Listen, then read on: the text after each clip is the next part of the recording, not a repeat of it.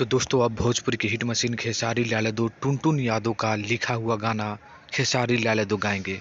लेकिन ठहरिए दोस्तों, वो टुनटुन यादव जो सिंगर है वो नहीं, गीतकार टुनटुन यादव, उनका लिखा हुआ भोजपुरी की हिट मशीन खेसारी लाल यादव की आवाज़ में आ रहा है। आर्या शर्मा का म्यूजिक है और सुजय म्यूजिक वर्ल्ड से आप लोगों को देखने को मिलने वाला है। गाना बहुत ही बेजोड़ है। मुरैया जौनपुर के गाना का बोल है, मुरैया जौनपुर के, और ये गाना एकदम बवाल है। कल आप लोगों के बीच 6:45 में सुबह में देखने को मिलने वाला है।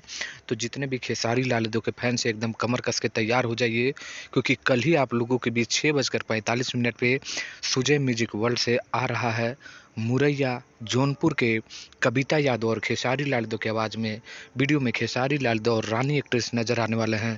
तो एकदम धूम धड़ाका होने वाला है। ये तीसरा होली सॉन्ग है। तो आप लोग तैयार हैं कि नहीं दोस्तों? कमेंट करिए। गाना का बोल कैसा लगा ये भी कमेंट करिए। वीडियो को लाइक करिए, शेयर करिए। मिलते हैं नेक्स्ट वीडियो में। धन्यवाद।